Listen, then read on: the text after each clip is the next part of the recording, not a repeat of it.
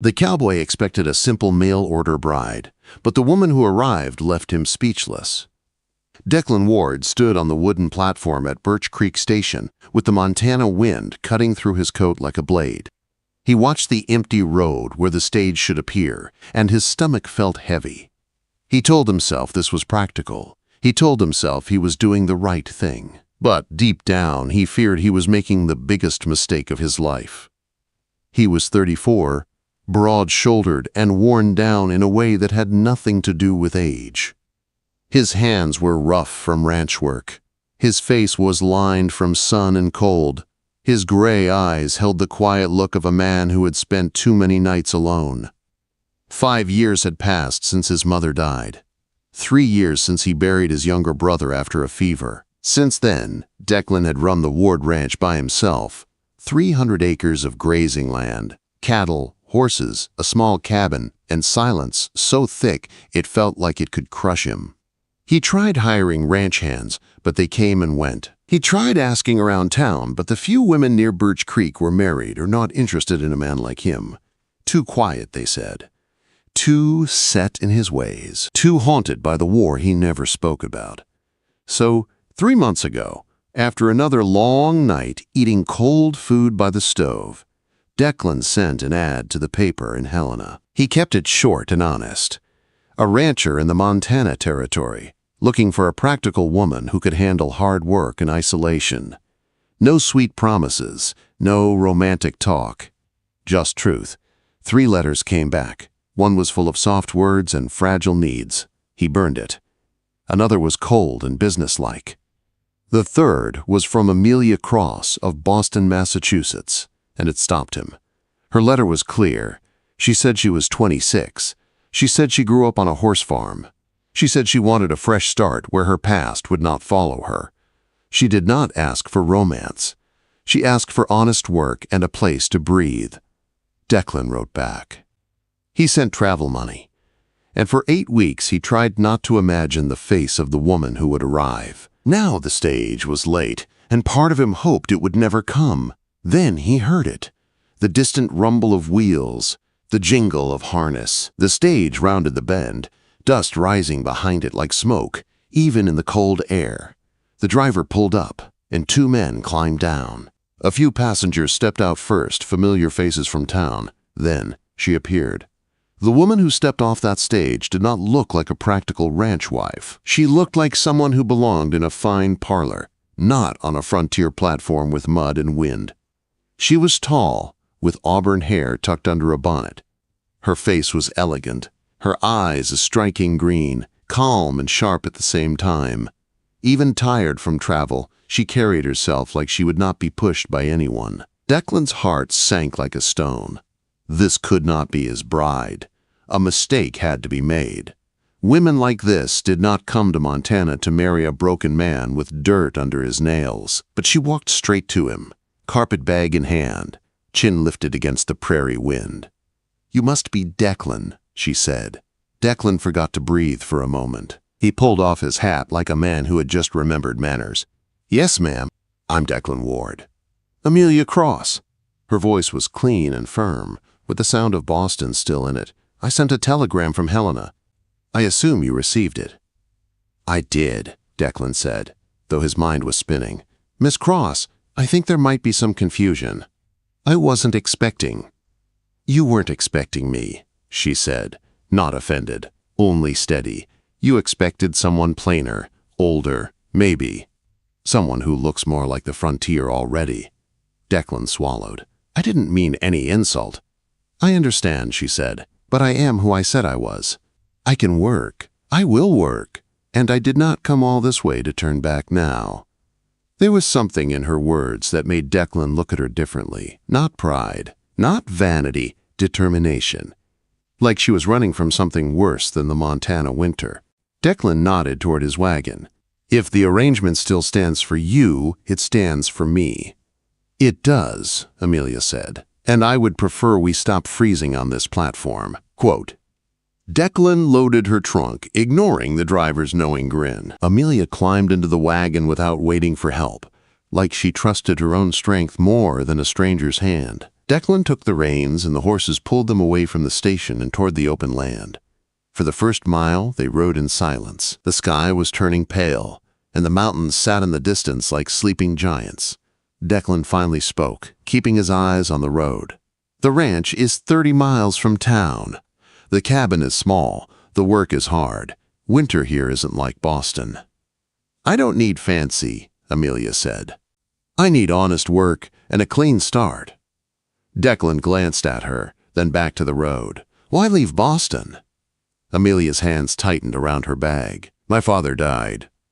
The farm was sold. I went to live with my aunt. She wanted me to marry a man I did not want. I refused. She told me to find my own way." Declan understood that kind of cold choice. Not the same pain, but the same lonely edge. "So you chose this." "I chose this," Amelia said. "Your letter was honest. That mattered." Quote, They crested a rise, and the Ward Ranch came into view, a log cabin near a creek, a barn behind it, corrals and sheds, cattle scattered like dark dots across the land. Declan felt the old pride, mixed with fear of judgment. "It's not much," he said. Amelia's eyes moved over the property, and her face softened with real wonder. "Mr. Ward, it's beautiful." Declan blinked at that, surprised. At the barn, the warm smell of hay and horses wrapped around them. Declan lit a lantern, and Amelia stepped inside like she belonged there. In the far stall, a chestnut mare stood heavy with foal, shifting her weight with restless discomfort. "Juniper," Declan said. "She's due any day." Amelia moved closer, gentle and confident. She ran her hands along the mare's belly, listening with her palms the way people who know animals can. Juniper did not flinch. She accepted Amelia like she recognized skill. "She's close," Amelia said, her voice turning sharp with focus. "Very close. You may have less than 2 days." Declan stared at her. "How can you tell?" Amelia met his eyes. "I grew up on a horse farm, Mr. Ward. I've helped with more foalings than I can count." Outside, the wind rose again, rattling the barn boards. Declan felt something shift inside him, like the ground under his feet was moving. That night, long after the lamps were low and the cabin had gone quiet, a sudden, piercing scream tore through the dark. Not a human scream. A horse in distress. Declan shot up, boots half on, heart hammering. He rushed into the main room and froze. Amelia's bedroom door stood open. She was already gone. Declan ran into the frozen yard, the night air biting his lungs, and burst into the barn. Lantern light flickered inside Juniper's stall, and Amelia was there in her nightgown under Declan's spare coat, sleeves rolled up, face set with urgent control. "She's been straining," Amelia said, not looking up. "Something's wrong." Juniper thrashed in the straw, eyes rolling with fear. Amelia turned her head just enough to meet Declan's stare. "We need more light," she said, "right now." Quote, Declan hung lanterns fast, one after another, until the barn glowed bright and shaky with light. Juniper lay on her side, legs kicking, her breath coming hard. Her eyes were wide with fear, and every sound she made cut straight through him. Amelia moved with calm speed. She scrubbed her hands and arms with soap and water, so cold it made Declan's teeth ache just watching. Then she knelt beside Juniper, pressed a hand to the mare's belly, and listened with her fingertips like she could read trouble through skin. "Hold her head," Amelia said. "Talk to her. Keep her calm." Declan dropped to his knees by Juniper's neck. He stroked her face and whispered steady words, the same soft talk he used on scared horses. Juniper's ear flicked toward him like she knew his voice, like she was trying to trust him through the pain. Amelia took a breath and reached in to check. Her face tightened at once. "One leg is back," she said, her voice low but firm. "The foal is coming wrong. If we can't fix it, we can lose them both." Declan felt his stomach drop. "Can you fix it?" Quote, "I have to," Amelia said, "but I need you ready. When I tell you, you pull. Steady. Not hard. Steady." For a long stretch, the only sounds were Juniper's struggling and Amelia's careful commands. Amelia worked by feel alone, sweat on her brow even in the freezing barn. She stopped twice to flex her fingers, her arm trembling from effort, then went right back in. Declan watched her hands and saw something that stunned him.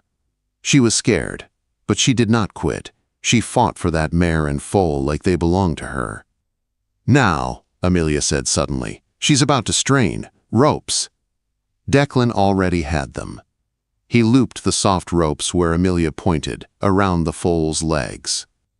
Juniper strained, and Declan pulled with Amelia, steady and firm, timing it to the mare's effort. Amelia's jaw was clenched. Her eyes stayed locked on what she was doing. Again, Juniper strained. Again, they pulled. The foal's head appeared, then shoulders, and then, with a rush, the foal slid into the straw. For one terrible heartbeat, it did not move. Declan's breath stopped. Amelia was on it at once, clearing its nose, rubbing it hard with a clean cloth. She murmured low words, almost like prayer, almost like command. Then the foal gasped, a weak cough, a stronger one, then a thin, sharp cry that filled the stall. Declan felt his eyes burn. Juniper lifted her head and nicked softly, reaching toward her baby. The little foal wobbled, legs too long, body too new. Amelia laughed through tears. "She's alive," Amelia whispered. "She's alive." They stayed with them until the mare settled, until the foal stood and found milk. Only then did Amelia sag back like her strength had been holding her up and had finally been allowed to let go. Outside, the sky was turning pale with morning. In the cabin, Amelia tried to clean up, but her hands shook so badly she could barely hold the soap. Declan pumped water for her and watched her breathe through the cold, watched her refuse to crumble even as her body trembled. "You should rest," he said. "I will," she answered. "After I know they're safe." Declan looked at her, really looked. Her hair had come loose. Her cheeks were flushed from heat and cold and fear. Her eyes were bright with exhaustion and pride.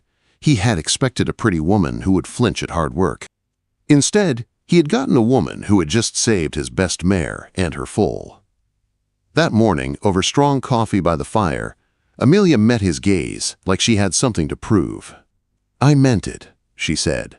"I can do this life. I am not leaving."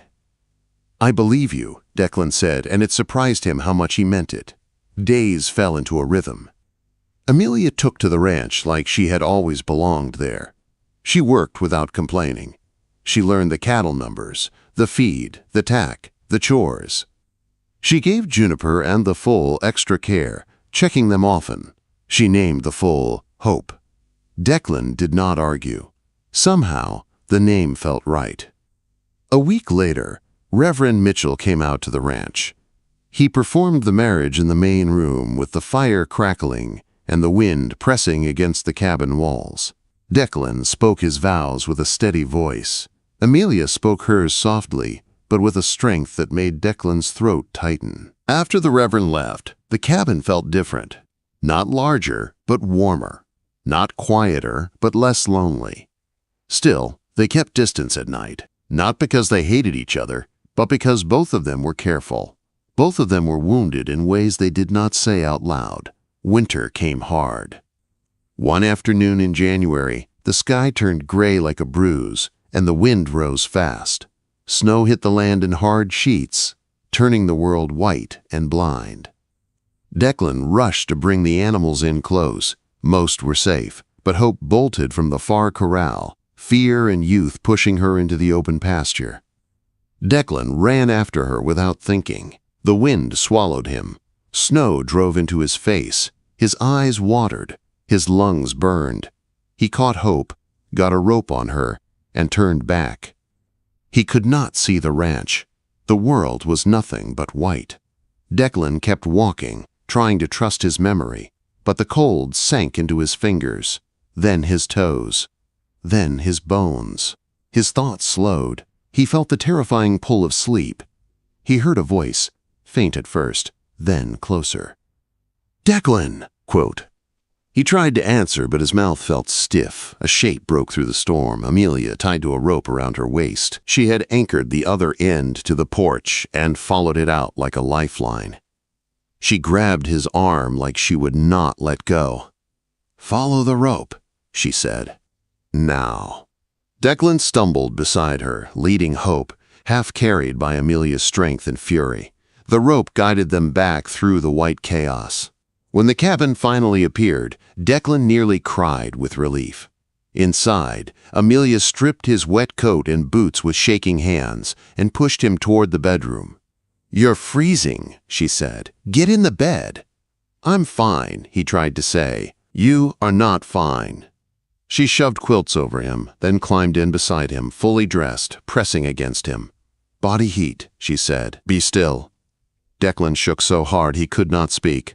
Amelia held him through it, rubbing his arms, whispering steady words until the shaking eased and warmth returned in painful stings. When he could finally breathe again, he turned and saw tears on her face. "You scared me," Amelia said. "I thought I'd lose you." Declan's voice broke. "I'm sorry. I didn't think. I just wanted to save Hope." "You matter more," she said, and her words hit him like a shot. Declan lifted a trembling hand and touched her cheek. He kissed her. For a heartbeat, she went still.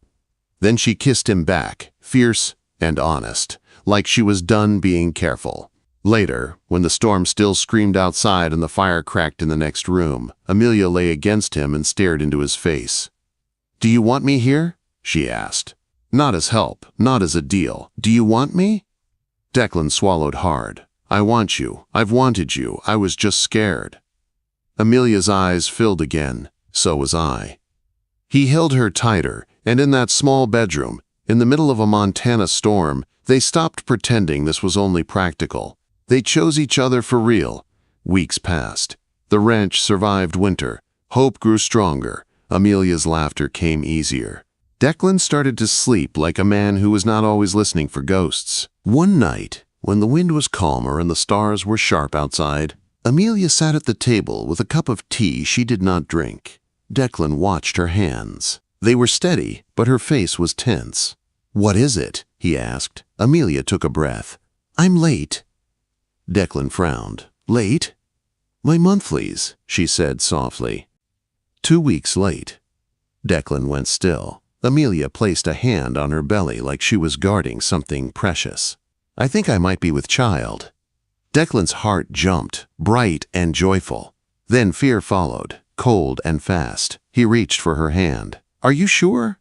Quote, "I'm not sure," she said, "but I feel different, in the mornings, and I know my body." Declan kissed her fingers and tried to keep his voice calm. "We will be careful. We will prepare. We will get Doc Henderson here when the time comes." Amelia nodded, eyes shining. "I want this, Declan. I want our child." Declan pulled her close, holding her like he could shield her from every danger on earth. Then a sudden sound broke the quiet. A wagon outside. Hooves. Wheels. A man's voice. Declan and Amelia froze. Declan moved to the window and looked out. A well-dressed older woman climbed down from the wagon with the help of a driver. Her posture was stiff. Her face was pale. Her eyes were sharp and worried. Amelia stepped beside Declan, and the moment she saw the woman, all the color drained from her face. Her lips parted. "Aunt Margaret?" Amelia whispered. The woman on the porch looked like she belonged in a Boston parlor, not on a Montana ranch road. Her dress was travel-worn, but still fine. Her chin was lifted like she was trying to hold herself together, and her eyes locked on Amelia with a fear that looked too real to be pride. "Amelia," the woman said, voice tight. "Thank God." Amelia didn't move. Her hand went to her belly without thinking, protective and shaken at the same time. "Aunt Margaret." Amelia whispered again like the name hurt her mouth. Declan stepped forward, putting himself slightly between them without meaning to. Not threatening, just steady. "Ma'am," he said, "I'm Declan Ward, Amelia's husband. You should come inside. It's cold out here." Quote. Margaret's eyes flicked over him, quick and sharp, like she was judging the kind of man he was. Then something in her face softened. "Thank you," she said quietly. I would appreciate that. Inside the cabin, the fire snapped and hissed. Amelia poured water with hands that tried to stay calm but would not fully stop trembling. Margaret sat straight back at the table, like she was afraid to take up space. I didn't come to cause trouble, Margaret said at last. I came because I was wrong. Amelia's eyes narrowed. Wrong about what? About you, Margaret said. About what you needed. About what you deserved. I thought I was protecting you. I thought I was saving you from hardship. But I was trying to trap you in a life you didn't want. Amelia swallowed. You told me to leave. Margaret's face tightened with regret, and I hated myself for it the moment the words left my mouth. I was angry. I was frightened. I was proud. None of those are good reasons to break someone you love. Declan watched Amelia's face. He saw anger there, yes, but also something softer behind it. A longing that had been buried under hurt. Margaret took a shaky breath. After you disappeared, I tried to find you. You did not want to be found, and I understand why. But then your letter arrived. Declan turned to Amelia. You wrote to her?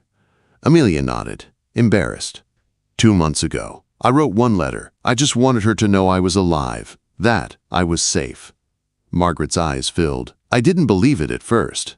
I thought you were pretending to be fine. I thought some rough man had taken advantage of you. I came to see with my own eyes. Amelia's voice turned cold. So you came to rescue me? Margaret lifted her gaze. Yes, if you needed it, but I also came to apologize, to beg you to forgive me before it was too late. Silence sat heavy in the room. Declan felt it like a weight, years of pain wrapped in polite words. He wanted to fix it, but he knew better than to try to speak for Amelia. Finally, Amelia said, very quietly, I am not trapped here. I can see that, Margaret said. I can see it in your eyes. I haven't seen you look like this in years. Declan glanced at Amelia again. The fear was still there, but there was also pride. And Mr. Ward, Margaret continued, turning to Declan, I expected to dislike you. Declan gave a slow nod. That's fair. I expected a man who wanted a servant, Margaret said. A man who would see Amelia's strength as something to control. But I have watched you since I arrived. The way you look at her, the way you speak to her, you treat her like a partner. She is my partner, Declan said. In work and in life. Margaret's lips pressed together, and for the first time she looked relieved. That afternoon, Margaret walked the ranch with Amelia. She touched the barn wall like she was surprised it was real. She looked at Hope with a small smile and listened while Amelia talked about foaling and feed and winter planning like the ranch had always been hers. In the garden plot, still bare under cold soil, Margaret paused and said, Your mother would have loved this life for you. Amelia's voice cracked. You never said that before. I didn't know how, Margaret admitted. I only knew how to demand obedience. I'm sorry. Amelia turned away, wiping her face fast. I'm not a child, Aunt Margaret. I know, Margaret whispered. That's what I finally learned. Margaret stayed in Birch Creek after that. Not in the cabin, but in town, close enough to help, far enough not to crowd. The townsfolk talked, of course, but in a different way now. Not about whether Amelia would run back east. They talked about how she had saved Juniper, how she had saved Declan in the blizzard, how she worked like a woman born to the land. Summer came. Amelia's belly grew round. Declan grew careful, then over-careful, and Amelia scolded him daily. I'm pregnant, she snapped one hot afternoon. Not made of glass. Declan took the bucket from her anyway. You're carrying my child. That makes you precious. Amelia rolled her eyes, but her smile gave her away. Doc Henderson arrived in late August to stay through the birth. Declan tried to act calm, but the fear sat in his chest like a live thing. He had seen death. He knew what could happen. Amelia knew too. One night, with the fire low and the cabin quiet, she pressed her hand to his cheek and said, Promise me you won't shut down if you get scared. Declan's throat tightened. Promise me you'll stay. Amelia met his eyes. I'm staying. I fought too hard for this life to leave it now. Labor started before dawn on September 7th.